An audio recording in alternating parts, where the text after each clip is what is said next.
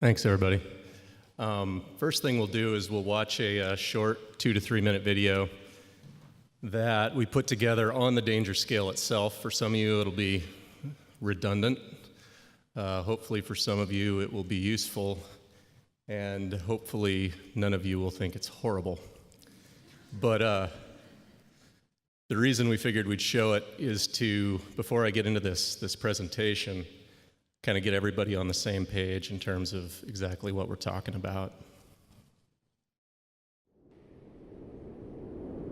Beautiful landscapes and the possibility for play and adventure lure an increasing number of people into the backcountry each winter. Although recreating in the winter environment is rewarding, it can also be dangerous. Snow avalanches kill around 45 people in North America each year. If you enter avalanche terrain, your safety depends on your ability to understand and assess conditions on the slopes you plan to climb or descend. Avalanche terrain can be defined as snow-covered slopes steeper than about 30 degrees and any terrain underneath these slopes. In a simple sense, avalanche danger is a function of the size of potential avalanches and the possibility of encountering one. Safe travel in avalanche terrain involves understanding consequence. Large avalanches are obviously dangerous. However, small avalanches are also dangerous in terrain where we can be pushed over cliffs, banged into trees, or buried in depressions. The North American Avalanche Danger Scale is a tool used by avalanche forecasters to communicate the potential for avalanches to cause harm or injury to backcountry travelers. The scale consists of 5 ascending danger levels that focus on travel advice and provide an actionable starting place for your daily planning. The assigned avalanche danger applies only to avalanche terrain. Danger ratings cover broad areas in general terms, and it is your job to make slope-specific assessments.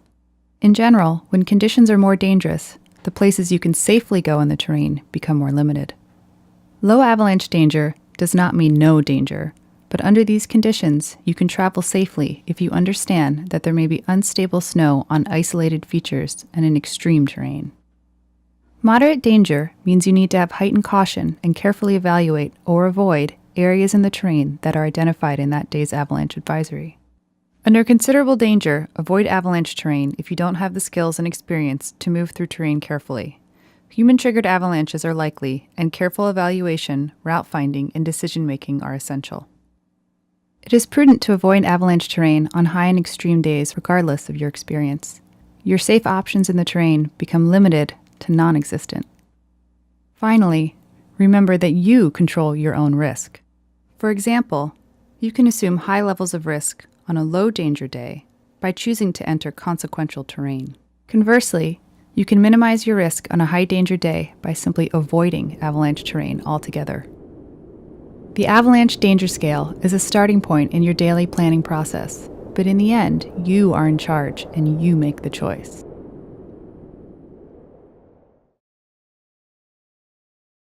Sweet. All right, so we're on the same page with the danger scale. Obviously, depending on where you go in the country or in North America, those scales can be applied in different ways. So basically they can be applied to elevations or they can be applied to aspects and elevations. But basically the rules behind doing that are the same. So you can think of what we just saw there being applied to the entire terrain. Those rules, follow forth into a forecast where they're split into elevation bands, say. So, a couple years ago, there's been a lot of late night talk, a lot of back of the napkin talk, and Colin Zacharias did a training here at NWAC last year where he took a variety of different avalanche forecasts from around North America and then, presented them to all the people that work at NWAC and asked them to basically assign a danger rating. And within that small group, of which I was a part, the answers varied. And so from that experience, I started talking to the folks at the Colorado Avalanche Information Center, and we decided to do this study. And basically the question is, how consistently are we applying this stuff both within operations and also outside of operations. And like I said, Colin had a big part of this, and also want to thank Spencer Logan from Colorado, who's put a good hand into this as well. So this presentation is one given by Brian Lazar at the ISSW, and I'll try to do it justice. But brief history of the scale. It was first introduced to North America in 1993, and 5-scale ordinal, and it was originally designed in Europe. In 1994, we kind of tweaked it a little bit in North America, changed the descriptors a little bit. And then in 2005, the Canadians and the US forecasters got together and basically decided they needed to completely rework the scale in order to make it more effective. And that took 5 years. And there was some blood, some sweat, and some tears, and they eventually got there. But in so doing, they realized about halfway through, like so many of the things that we deal with in life, there's, communication is everything, and they realized a couple of months into the process that nobody was working off the same sheet of music. So there was no firm ground to go back to when these arguments would develop. So they deconstructed the scale as they understood it and took a step back, and they ended up coming up with the conceptual model of avalanche hazard. How many of you guys are familiar with this or have come across it in your travels? Raise your hands high, because I am curious about this. Okay, how many have not? Okay, so kind of an even split. So what this does, this is important because it lays the framework, and it's not just for backcountry forecasting, but for any type of avalanche forecasting problem. You can apply this to a highway, you can apply it to a heli ski operation, you can apply it to, mountain range scale forecasting. But the idea is, you know what kind of avalanche you have that day, you know where it's at, you look at the sensitivity and the spatial distribution, that gives you a likelihood, and that likelihood combined with the size is the hazard. So the first time I saw this, I was like, all right, that's cool. Seems kind of obvious. And the more I've used it over the last 6 or 7 years, the more I like it, and the more elegant I think that it is, and applicable to what we do as professionals. So they came up with this scale, and in doing that, then they were able to fairly easily actually redefine the danger scale. And so while this danger scale is not exactly this, it does follow this premise. And so it's, in effect, by using the scale, we're incorporating the conceptual model. In terms of the scale itself, the most important part for forecasters and for the public is the travel advice. And so basically, what forecasters do on a given morning is if they can't use the matrix effectively, then they'll back off, they'll look at the travel advice, and they'll say, okay, that set of advice fits the conditions that I believe are going to exist on a given day.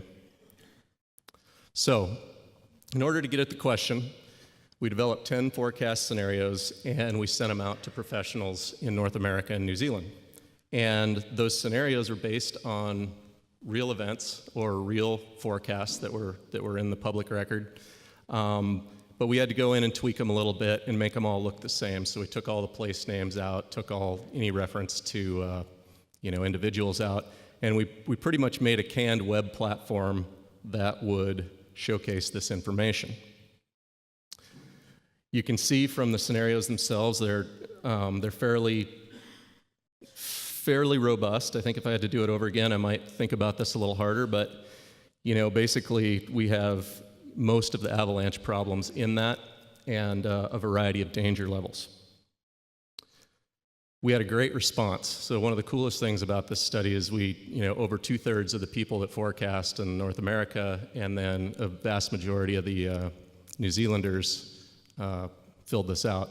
Pretty small group, it was only 68. And we simply asked them to give one danger rating for the next 24 hours. So basically, what is the highest danger that you think will be reached given the information that you have in front of you. And that's the results. What do you think? They're kind of looking at it that way. There's some spread there, huh? So what we see is if the colors that are represented, green, yellow, orange, and red, those are the danger, that was the danger that the original forecaster had assigned to that day. So it doesn't necessarily mean it was the right danger, but the person in the hot seat on that morning gave that color. The rest of what you're seeing is the spread. So this is within the box, it's called, basically just think of the box as the majority of things, and these whiskers are the spread away from the majority, okay? So as you can see, no scenario was assigned a single rating. 90% of them had a spread of 3 ratings. 2 scenarios had a spread of 4 danger ratings. But, interestingly, in all but S3, the most commonly selected danger rating matched the actual rating for the day, which was really interesting because originally when we designed this, we didn't think that the original danger rating mattered. We kind of thought, oh, this is just, like, this is all representative within this population, within these questions. We didn't really expect to see a high predominance. We expected people to replicate themselves, but we didn't expect them to replicate the original danger. So that was kind of cool because it means the scale does work. This is another way to look at it, and it's not all dark and dreary, or as dark and dreary if you look at it this way. So most forecasters assign danger ratings similar to one another and or to the original danger. Most were within one of 2 adjacent, so 75 to 98% were within 1 or 2 of each other. But interestingly, of the 13 with 3 or more forecasters in an operation, 77% of them had 1, or 10 of them had one scenario with a spread of 3. So within one group of 3 people, they could have a spread of 3 danger ratings. And these are people that work together every day. And then if you parse it a little more and you look at bigger operations with 4 or more forecasters, 100% of them had a spread of 3. So we did some statistics. I won't tell you about those statistics, but there are some take-home points, and they're really, really cool. So more differences occur when the danger ratings in the elevated levels, so considerable or above within this data set. In general, forecasters from the United States rate things lower, 1 to 2 steps lower than forecasters from Canada and New Zealand. And even, more specifically, basically in the US, we pretty much don't use extreme, and the other 2 countries are willing to use extreme, at least in these types of exercises.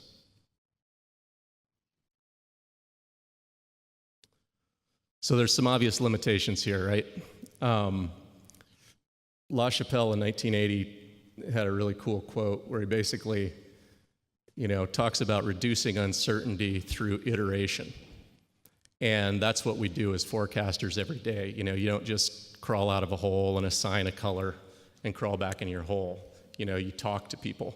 You talk to the observers, you talk to the other pros in the area, you talk to your fellow forecasters. And in the panel this morning, somebody had talked pretty specifically about, people in larger or in small groups tend to make better decisions overall than people working by themselves, which I thought was interesting because I think that one thing this study showcases is that, these people are truly working in a box by themselves with no outside input.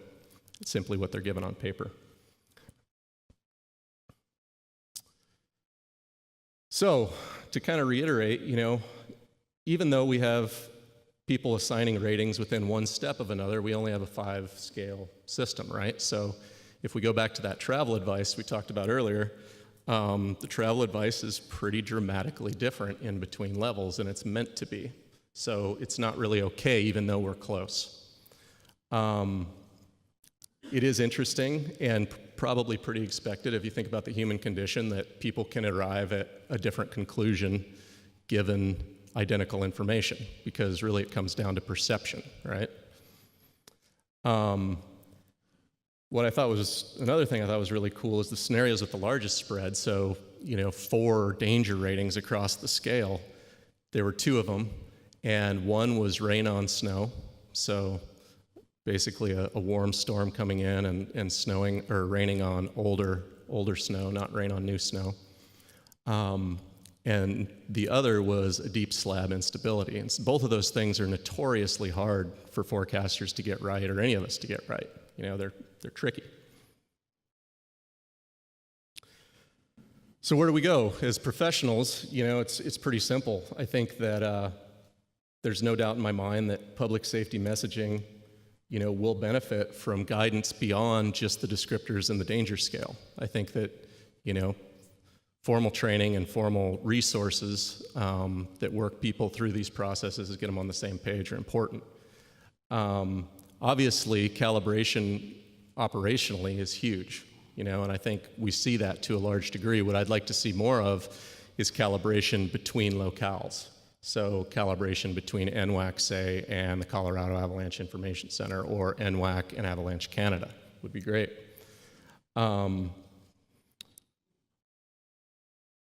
What does it mean for the public, do you guys think? Somebody. What's that? How did NWAC do?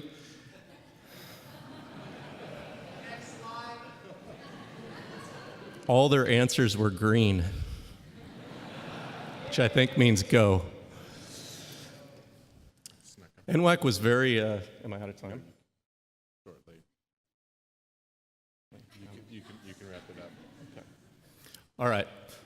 Find me after the break, but I have one thing to say in terms of the public and what this means is that the sky's not falling. Like I said, there's a lot of iteration and redundancy within operations. What is important for you guys to realize and kind of ingest is that I believe there are cultural differences between regions. So understanding that those exist and taking it a little bit slower. Slow down when you go somewhere new, and remember that these things, this is a starting point, right? This is somebody's idea of conditions. This isn't like the way it is. This is where you start, plan your day, and if you see something different in the field, you act accordingly. All right.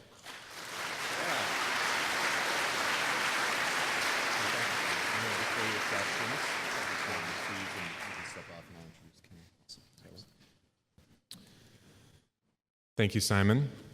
We started a few minutes late this morning, so we're going to defer the questions for Simon's presentation.